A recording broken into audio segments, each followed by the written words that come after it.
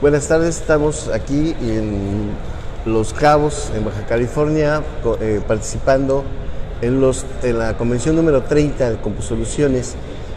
Pues ya 30 años nos fascinó, cualquiera puede presumir de haber hecho 30 convenciones en la industria del cómputo, y estamos pues nada más y nada menos que con José Medina Mora, que es ya una leyenda en la industria, es una persona que nosotros admiramos mucho porque su trabajo no se circunscribe, no se ha circunscrito a lo largo de los años solo a la cuestión empresarial, sino que él ha dirigido y ha tenido la visión de ir más allá.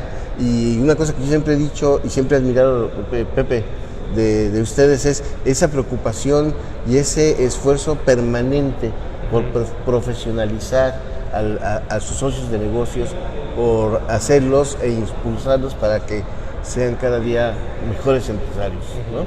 Y me gustaría que entonces empezáramos a platicar un poco sobre esta visión social, del primero empresarial, en torno a tus socios de negocios, ¿no?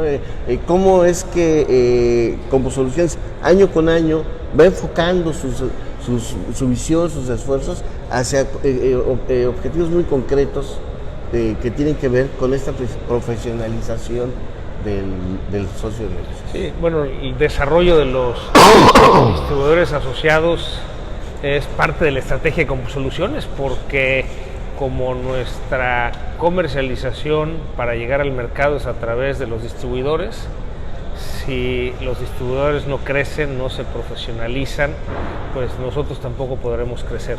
Entonces, por eso nos ha interesado más en el trabajo con cada distribuidor, apoyarlo a que sea más institucional, a que pueda fortalecerse y así crecer, digamos, con una sostenibilidad que le permita en ese crecimiento, pues sí, mantenerse en el mercado. Y Pepe, esta sinergia que ha hecho Compusoluciones, por ejemplo, con el ITAM, ¿qué tan madura se ha convertido y qué tanto el distribuidor o el socio de negocios la aprovecha en su beneficio? Sí, bueno, llevamos 2 generaciones ya de distribuidores asociados que han pasado por los programas de IPADE. Es un programa de perfeccionamiento directivo en donde pues atienden directores generales de las empresas. Hicimos un grupo especial de Compusoluciones, y que así se llama el programa IPADE Compusoluciones, de tal manera que puedan tener la experiencia en las aulas del IPADE, desde la preparación del caso, la discusión en equipos y luego la discusión en el plenario, de tal manera que luego eso lo puedan aplicar en sus empresas. Como complemento de los programas IPADE Compusoluciones, tenemos también un programa de ICAMI Compusoluciones, en donde los mandos intermedios se forman de tal manera que estas ideas que el director general quiere permear en la empresa, pues también tenga la formación, los mandos intermedios, y esto pueda implementarse y así tener mejores empresas. Ese es el objetivo del área de desarrollo empresarial. Es un área que, a diferencia de las demás áreas de Compusoluciones, no tiene un objetivo de utilidad, simplemente tiene que recuperar sus costos. Todos estos cursos los estudios asociados los tienen que pagar. Obviamente que los descuentos que conseguimos, los precios por tener cursos a la medida, pues es algo que trasladamos a los distribuidores. Y afortunadamente ha habido una muy buena respuesta de los estudios asociados en querer profesionalizarse. Creo que para todos es como algo aspiracional el poder tomar un curso en el IPADE. Entonces, en ese sentido, un curso en el IPADE que forma al director general, pero que también le da esta experiencia dentro de la industria específica de tecnología, pues es muy útil para la formación como empresario y por lo tanto para el desarrollo de la empresa. Ahora, Pepe, en tu trabajo particular ya como persona, tú has trascendido de alguna manera a Compusoluciones, ¿no? Y tu esfera de influencia se ha ampliado a nivel estatal en una serie de actividades que de alguna u otra manera, seguramente de manera indirecta, benefician a la industria, pero también hay una preocupación particular muy interesante y muy importante, que creo que es importante que la gente la conozca, personal, porque el país, el Estado, la ciudad de Guadalajara misma esté en mejores condiciones, tanto sociales, económicas, etcétera, etcétera, ¿no? Sí. Platícanos un poco sobre eso. Sí, como no, estamos convencidos que la función del empresario va mucho más allá de la generación de empleo y la riqueza que trae consigo el desarrollo económico. Esta es precisamente la responsabilidad social empresarial. Y digamos que cuando desglosamos esa responsabilidad social en los 4 pilares se entiende muy bien cuál debe ser la aplicación en la empresa. El primer pilar es la actuación ética, es decir, el vivir los principios y valores de la empresa, de tal manera que esta integridad como un valor nos permita la actuación en el mercado de una manera consistente. Es decir, estamos convencidos de que para cambiar el país lo tenemos que cambiar desde la empresa y que esto parte de cumplir con la ley. Hay muchas anécdotas que ayudan a reforzar en la comunicación a los colaboradores y a los distribuidores y al público en general esta convicción de actuación por valores de una actuación ética, que es, por ejemplo, cuando tramitamos la licencia de construcción de nuestro edificio corporativo en Guadalajara. Yo pensaría que si cumple los requisitos de la ley, de los reglamentos, te deben dar la licencia. Si no los cumples, pues no te lo deberían de dar. Y que esto debiera tardarles a lo mejor un mes, pero bueno, pensando en la burocracia y los distintos trámites, a lo mejor 3 meses. En nuestro caso, la licencia de construcción tardó 3 años, 9 meses y 15 días. Y la única razón es que no estábamos dispuestos a darles ni un peso y además estábamos dispuestos a cumplir con la ley y con los reglamentos. Una vez que se dan cuenta que no les vamos a dar nada por obtener esa licencia, que además nos perdieron 3 veces el expediente y lo hacen así cansado, pues salió la licencia. Y hoy en día tenemos el edificio corporativo y bueno, hay cantidad de anécdotas relacionadas con el edificio y con el actuar de la empresa. Pero estamos convencidos que esa actuación ética se contagia hacia los colaboradores, hacia sus familiares, hacia los clientes, hacia los proveedores, y es como realmente logramos incidir en el cambio que necesita México. Un segundo pilar tiene que ver con la persona como centro de la organización. Estamos convencidos de que para que crezca la empresa, tiene que crecer la persona, y la manera de crecer es precisamente a través de capacitación. Entonces, cuando escucho estos dilemas de es que si capacito a mi gente le tengo que pagar más, o si la capacito me la piratean, yo les digo, bueno, es peor escenario que no la capacites y que se quede, ¿verdad? Claro. Entonces, la manera en que crezca la empresa es a partir de que la persona se capacite y crezca. Y claro, como empresa buscamos que haya un retorno de la inversión de capacitación y que en el tiempo que esté esta persona en la empresa, efectivamente la empresa también se favorezca. Un tercer pilar de la responsabilidad social tiene que ver con el cuidado del medio ambiente. Este es un tema que pues hace tiempo ni siquiera se mencionaba en la escuela. Hoy en día se les enseña a los niños desde el kinder. Y por eso digo, cuando tengas alguna duda del cuidar del medio ambiente, pregúntale a los niños. Ellos saben cómo cuidar el agua, ellos saben que no hay que usar el plástico, que no hay que usar ciertos materiales, que la basura se tiene que separar, que se requiere reciclaje. Y en ese sentido estamos convencidos de que los empresarios tenemos que cambiarnos el chip para, desde que se diseña un producto, cambiemos como lo hemos hecho tradicionalmente, un diseño que hace una producción masiva, un consumo masivo y un desecho masivo, a que sea algo circular, en donde desde el diseño esté contemplada una producción, un consumo y un reuso o reciclaje. Finalmente, la cuarta parte, el cuarto pilar de la responsabilidad social tiene que ver con la vinculación con la comunidad. Es decir, no podemos dejar de ver la realidad del México en el que vivimos. Simplemente basta levantar un poco la mirada y darnos cuenta que hay hermanos mexicanos que viven en condiciones de pobreza, algunos de pobreza patrimonial, otros de pobreza educativa, otros de pobreza alimentaria. Y precisamente lo que se trata es de ser solidarios. Hemos visto cómo programas del gobierno en donde se gastan miles de millones de pesos inciden solo marginalmente en la reducción de la pobreza o en la mejor distribución de la riqueza. Y nuevamente aquí estamos convencidos de que el cambio en el país parte de la empresa. y como nosotros lo implementamos en CompuSoluciones es que hay un comité de voluntariado que se llama Conecta, en donde los colaboradores trabajan, como decimos, de manera voluntaria. No pueden poner como excusa que por estar trabajando en alguno de los proyectos de Conecta no cumplen con su trabajo, tienen que cumplir con el trabajo y además el trabajo voluntario.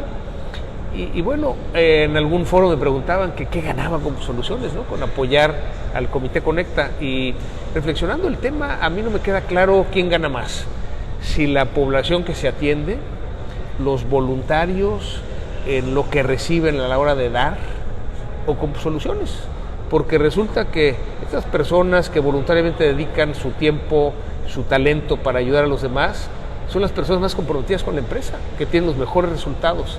Entonces es como un esquema que realmente ayuda a ser mejor, ayuda a las personas a fortalecer su espíritu, que es parte de lo que sentimos en la responsabilidad social, que es no nada más el que nuestros colaboradores trabajen por los objetivos de la empresa, sino que en el camino nuestra responsabilidad como empresarios es formarlos y formarlos de una manera integral.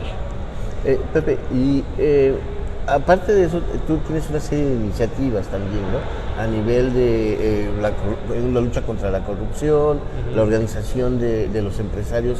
Eres presidente de la Canacintra Coparmex, sí, Coparmex en Jalisco. Fui presidente de Coparmex en Jalisco 3 años. Hoy en día soy vicepresidente nacional de Coparmex, 3 años y medio en esta responsabilidad. Me toca la responsabilidad del fortalecimiento estructural de los centros empresariales. Tenemos 65 centros empresariales en todo el país y básicamente, Coparmex ha sido señalada como la conciencia del empresariado. Realmente no es nada más la conciencia del empresariado, sino que Coparmex ha hecho voz de muchos de los reclamos de la sociedad, de ciudadanos, de organismos de la sociedad civil, en donde buscamos un México más libre, un México más democrático, un México íntegro, en donde efectivamente le cerremos el paso a la corrupción. Ahí, como Coparmex, hemos hecho alianza con organismos de la sociedad civil, como es el Instituto Mexicano de la Competitividad, como es Transparencia Mexicana, Causa en Común, y Coparmex, por ejemplo, para sacar la ley 3 de 3, esta ley que le pedía a los funcionarios públicos el que hicieran su declaración de impuestos, su declaración patrimonial y su declaración de intereses, de tal manera que, bueno, supiéramos un funcionario público cómo está, por ejemplo, su patrimonio antes de entrar a una puesta a una responsabilidad en la función pública y cómo está al salir, y que esto pues tenga coherencia, tenga consistencia con los ingresos recibidos como funcionario público. Entonces, estamos convencidos de que la labor del empresario no termina en la empresa. Tenemos que participar como ciudadanos, y el ejemplo lo tenemos que poner los empresarios, pero también les decimos a los colaboradores, participen. Y mucha gente pregunta, bueno, ¿cómo podemos participar? Cuando observamos las democracias modernas, los ciudadanos ahí participan entre 5 y 7 organismos de la sociedad civil. En México participamos en menos de 1. Entonces, ¿qué es lo que hay que hacer? Oye, hay que empezar a participar desde, a lo mejor, la Junta de Colonos, donde vivimos, la escuela de padres, la sociedad de alumnos de la escuela de los hijos, puede ser instituciones de beneficencia, de casas hogares, de instituciones que atienden a niños o personas con discapacidad, a instituciones que atienden para la reintegración social de personas que estuvieron en la cárcel. En fin, hay gran cantidad de causas. Participar también, por ejemplo, en instituciones educativas, en dar clase, en la docencia. O sea, hay infinidad de causas, y aquí un poco lo que invitamos a la gente es como checar en su corazón cuál es esa causa que les llega y dedicar tiempo a esa causa. En la medida en que como ciudadanos participemos más, tendremos un mejor país. México saldrá adelante si salimos de nuestra comodidad, de nuestro confort, de la empresa, de la casa, para realmente involucrarnos en causas sociales, y entonces sí logremos un México más libre, ese México más democrático, ese México más justo que se requiere. Claro. Y en el entorno actual, en el que se necesita ese contrapeso con el gobierno federal y un diálogo además con ellos, porque por un lado hay muchas áreas donde no saben ni qué hacer, ¿no? porque a lo mejor no tienen experiencia, porque no sabían cómo, no pensaban que iban a ganar, en fin, todo este tipo de cosas. Esta labor que estás haciendo, o que hacen como organización, como empresa, como persona, ayuda a crear esta corriente o este grupo de ciudadanos que debemos de aplaudir lo aplaudible y criticar y exigir que las cosas se hagan bien cuando las cosas no se hacen bien. Sí, ¿no? yo creo que esto que señalas, Aquiles, es muy importante, porque si nada más nos oponemos, si criticamos todo, no vamos a avanzar. El gobierno, pues como todo gobierno nuevo, no tiene la experiencia los funcionarios para hacer la responsabilidad que les toca, pero van aprendiendo, y como ciudadanos, como organismos de la sociedad civil hay que ayudarles. ¿Y cómo ayudamos? Bueno, señalando las cosas que consideramos que están bien para que las refuercen, pero también señalando aquellas cosas que creemos que están mal, que están equivocadas y que tienen que corregir. Simplemente por poner un ejemplo, en Coparmex hemos sido claros en reconocer el esfuerzo del gobierno actual para subir el salario mínimo, una tarea pendiente de muchos años, todavía nos hace falta avanzar. Esperamos que después de este avance que hubo ya en el aumento del salario mínimo, para el 21 podamos estar por ahí del lugar número 14, que es como Nicaragua, para el 24 por ahí del lugar número 7, que es como Ecuador. Todavía faltará mucho más por recorrer, pero el que la administración actual, el gobierno federal, apoye el aumento del salario mínimo es algo que veníamos reclamando y que teníamos esa tarea pendiente. Por otro lado, también acierto en tener un gobierno de austeridad. Creo que todos estábamos alarmados por el nivel de gastos de lujo que tenía el gobierno, y el hecho de que hay un mensaje de austeridad, que se aprovechen mejor los recursos, es muy bueno. Desde luego que también señalamos, no se puede recortar hacia machetazo parejo. Sí, Vemos ¿no? Vemos el resultado de un recorte así en el Seguro Social, en donde pues hoy hay desabasto de medicamentos, no hay dinero para pagar los sueldos de los doctores. Entonces hay que medir en dónde aplicar ese recorte de gastos. Por lo menos ya aceptaron que fueron demasiado agresivos, ¿no? Sí. Por lo menos ya dijeron. Sí, yo creo que además algo muy positivo es que la carta de renuncia del que fue director del Instituto Mexicano del Seguro Social, Germán Martínez, pues reflejaba la realidad, y no, porque estábamos acostumbrados a cartas que decían que renunciaban por motivos personales, salud, claro, o motivos de salud, ¿no? Ahora nos revela la realidad de lo que pasa en el Seguro Social. Asimismo, también señalamos errores del gobierno federal, y además los invitamos a que reconsideren. Por ejemplo, lo que consideramos el mayor error que ha cometido el gobierno federal es el abandono del aeropuerto de Texcoco. Un proyecto que llevaba muchos años de estudio, que tenía todas las certificaciones de los especialistas en aviación, y que además el hoy presidente, cuando era candidato en 17 de mayo del 18, estuvo en el Consejo Nacional de Coparmex, y ahí puntualmente dijo que si el aeropuerto de Texcoco se hacía con fondos privados no tenía inconveniente, que lo que no quería es que hubiera fondos públicos. Luego cambia de opinión, y eso resta confianza. Para que la economía en el país crezca se requiere confianza. Cuando dices una cosa y haces otra, pierdes credibilidad, y eso baja el nivel de confianza. Cuando no hay respeto a los que opinan diferente, eso también mina la confianza. Cuando no se aplica la justicia y hay impunidad, eso también mina la confianza. Entonces, por eso, exhortamos al gobierno a que reconsidere algunas decisiones que ha tomado, de tal manera que podamos ir avanzando. Creemos que es momento de defender las instituciones que nos han servido para avanzar en la democracia, como es el INE, por ejemplo, que se fundó como IFE, un organismo ciudadano, como IFE ahora INE, el Banco de México, autónomo del gobierno federal, el INAI, antes IFAI en transparencia, la Comisión de Derechos Humanos, con la reforma energética, por ejemplo, y la CRE, esta Comisión Reguladora de Energía. Lamentamos que haya renunciado el presidente de esa comisión ante los nuevos comisionados que llegaron, porque el que haya gente que obedezca al presidente le quita la autonomía a la institución, ¿no? Entonces sí y eso lo señalamos, simplemente decir, oye, esto es importante que permanezca de manera independiente, de manera autónoma, por el bien del país. Y toda esta tarea que haces, al final de cuentas, Pepe, pues ayuda a que la gente se preocupe y se ocupe de estar atento a lo que está pasando en el país, ¿no? Porque en la medida que como ciudadanos nos sumemos a los aplausos y a las propuestas, y señor presidente, yo tengo una propuesta para esto, pues va a mejorar el país, ¿no? Sí, y fíjate que esto que señalas, Aquiles, es muy importante en la participación ciudadana, empezando por ir a votar. Exactamente. Lo vimos el domingo pasado en las elecciones que hubo en 5 estados, 2 de gobernadores en Puebla y en Baja California. Hubo además elecciones, ya sea para ayuntamientos o congresos en Tamaulipas, en Durango, en Aguascalientes y en Quintana Roo. Arrasó el abstencionismo. Así es. Vimos abstencionismos desde el 29 hasta el 30 y tantos por ciento. Mientras no participemos más, pues no tendremos un resultado democrático.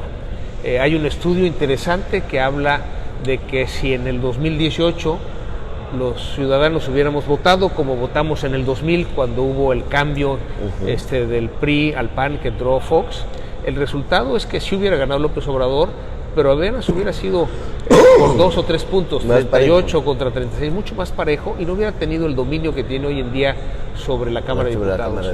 El que haya este equilibrio en los poderes es importante para la democracia, es decir, que no haya un poder absoluto, de que el presidente diga algo y que eso es lo que se haga, sino que tenga la validación. Sí, que haya esa pluralidad en todas las instancias. Claro, digamos, en la Cámara de Diputados y en la Cámara de Senadores, de acuerdo con lo que cada uno de estas cámaras del Poder Legislativo les corresponde, y por otro lado también el Poder Judicial, ¿no? Que tiene que ser otro contrapeso. Vemos con mucho gusto que uno de los ministros que fue nombrado por el actual presidente, digamos, vota en contra de una iniciativa que todo el mundo hubiera pensado que votaría a favor de lo que quería el presidente. Pero, y eso habla de la independencia del ministro. Y así debe de ser, ¿no? Así debe ser, y es algo que aplaudimos. Claro, así es. Y por último, Pepe, ¿cómo te ves en los próximos 3 años en esta órbita del trabajo social que haces? Bueno, desde luego que seguiremos profundizando en la labor social, en la responsabilidad como CompuSoluciones, invitando a los colaboradores a seguir participando básicamente en apoyo a comunidades, a personas e instituciones de beneficencia, en invitar a los distribuidores asociados a que también participen en estas causas, a los proveedores, a los fabricantes, para que también se sumen, y que con esto se dé una labor de contagio. Algo de lo que estamos convencidos en CompuSoluciones es que para lograr avanzar en la disminución de la pobreza y la disminución de la desigualdad, hay una palabra mágica que tenemos que aplicar, y esta es el de compartir. A mí me cayó el 20 en una ocasión en donde Lorena Ochoa, que fue la jugadora número 1 del mundo de golf, tapatía, tiene una obra social muy bonita en San Cristóbal de la Barranca, una escuela en una zona de altísima pobreza y altísima inseguridad, y ella se ha comprometido en darle una vida diferente a los niños de esa comunidad. Entonces, bueno, nos invitó a conocer la obra, y yo recuerdo que era una fría mañana de enero. Yo llevaba un suéter, entonces iba protegido, pero me recibe un muchacho en una playera de manga corta, y yo nada más de verlo me daba frío. Y entonces estuve debatiendo qué es lo que debería yo hacer, y después de un rato me quito el suéter, se lo regalo, y este muchacho me dice 2 cosas. Primero, muchas gracias, pero lo que más me impacta es lo segundo que me dice, ahora le puedo regalar mi suéter a alguien más, porque siempre hay alguien más amolado que uno. Dije, caramba, este muchacho tiene un suéter, y cuando regala el segundo suéter está pensando, ¿a quién le va a regalar el primero? Dice, bueno, ¿qué pasaría en nuestro país si todos pensáramos así? Les confieso que ese día llegué a casa y me di cuenta que tenía más trajes de los que necesitaba, y más pantalones, y más camisas. Entonces el Comité Conecta al Voluntariado, al compartirles esta historia, diseñaron un programa que se llama Abre tu Closet, y tiene 2 pasos. Uno es precisamente sacar no aquello que te sobra, no aquello que esté en malas condiciones, sino el ejercicio es que no vas a utilizar, o sea, no lo necesitas. Es el primer paso. Pero el segundo más importante es encontrar a alguien que lo necesite. O sea, no se trata de desecharlo, no se trata nada más así de regalarlo, sino regalárselo a alguien en especial, alguien que realmente lo necesite. Estamos convencidos de que si desde la empresa organizamos este tipo de acciones, podemos realmente mejorar, en este caso, la cuestión de pobreza y desigualdad que vivimos en el país. Y perdón, ya te había dicho que era el último, pero se me ocurrió ahorita una pregunta adicional. Claro. ¿Podríamos hablar, Pepe, de una visión empresarial, de una visión social, de una visión histórica de parte de ustedes basada en el humanismo? Sí. Basada a lo mejor en los principios, voy a decir algo que a lo mejor puede molestar a alguien, pero en los principios básicos del cristianismo primitivo, ese humanismo de Jesús, esa visión pensada en el prójimo. Sí, desde luego somos una empresa de orientación humanista y estamos convencidos que la responsabilidad como empresarios es la formación integral de los colaboradores. Y el lenguaje es importante. En la empresa no les llamamos empleados, les llamamos colaboradores. El empleado es el que es utilizado, el colaborador es el que voluntariamente hace lo que le corresponde. No les llamamos supervisores, ¿no? El que de arriba supervisa y dice que se hace. Llamamos facilitadores, es aquel que impulsa a su gente a que se desarrolle. El área que atiende a las personas no es recursos humanos, como si fuera algo como recursos materiales, sino es desarrollo de talento. Y ese es el compromiso que tomamos con la gente. El tiempo que esté en la empresa lo formemos integralmente para que el día que salga sea una mejor persona y entonces esa persona de bien puede incidir en la comunidad. Lo interesante, Aquiles, es que cuando dejamos de pensar que el objetivo de la empresa es generar utilidades y lo convertimos en formar personas, lo que se traduce es que como consecuencia también generamos utilidades.